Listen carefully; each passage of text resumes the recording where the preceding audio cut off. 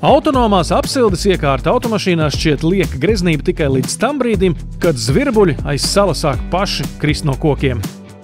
Kopā ar Webasto oficiālo pārstāvi Kāgā Knutsonu apskatīsim jaunākās tendences šī specifiskā papildu aprīkojuma piedāvājumā.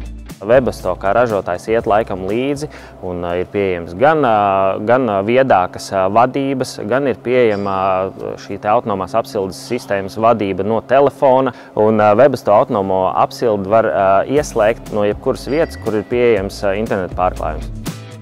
Šāds papildus aprīkojums var palielināt apsildes iekārtas uzstādīšanas izmaksas. Tomēr visvairāk tās ietekmē automašīnu modeļu īpatnības.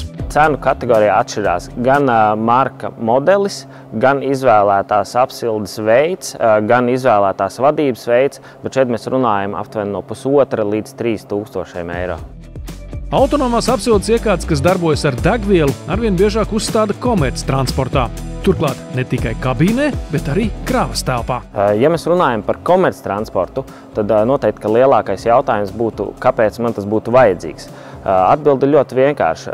Teiksim, ja jums ir komerctransports, kurš veic mobīlos remontus, pieņemsim, jums ir darba stacija automašīnā, šī kravas telpa tomēr ir jāuzsilda, jo cilvēkam jāatrodās ir komforta temperatūrā, lai viņš varētu veikt savu darbu. Tas ir viens.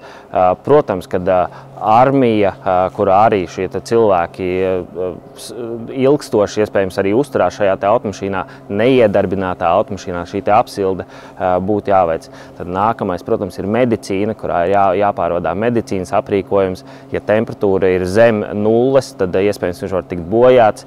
Tikpat labi ziedi, pārtikas pārvadājumu, tad šai temperatūrai ir jābūt kontrolētai. Labs piemērs ir šis e-main ražojuma furgons. Arī mūsu ilgadīgais sadarbības partneris Baltika Agro, atjaunojot savu autoparku, ir izvēlējies Webasto autonomo apsildi, lai nodrošinātu siltumu savā mobilajā darbnīcā. Lai autonomā krāsniņa lieki neaizņemtu vietu, tā uzstādīta zem pasažiera sēdekļa. Pats sildītājs atrodas pasažieru kabīnē zem pasažieru krēsla, tā, lai mēs neaizņemtu vietu kravas telpā, tur būtu vairāk vietas, lai viņš nevarētu tikt saskādēts un arī netiktu nobloķēta gaisa plūsma. Siltā gaisa izvads atrodas tieši blakus slīdurvīm. Šeit ir gaisa izvads, tātad no šejienes nāk jau siltais gaiss iekšā kabīnē. Autonomās apsildes vadība ir programmējama un atrodas vadītāja kabīnē. Šajā gadījumā tas ir novietots augšpusē.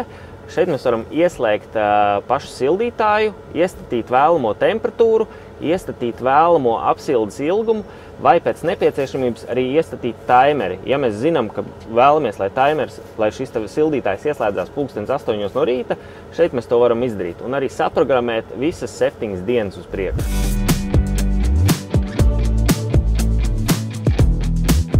Paplašinoties elektriskā komerctransporta piedāvājumam, pieaug arī pieprasījums pēc papildus apsildes. Šīs sezonas lielākais jaunums ir tas, ka Webasto piedāvā autonomo apsildi arī elektroauto komerctransportam.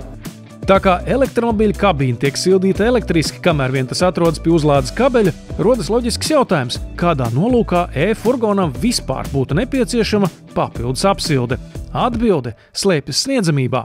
Principā, lai mēs ietaupītu akumulātoru bateriju, ar kuru mēs varam nobraukt šo veicamo attālumu. Tātad ar Webasto autonomo apsildi vidēji mēs varētu ietaupīt 80 km no nobraucamā attāluma. Tādēļ, ka salona uzsildīšana prasa ļoti daudz enerģiju.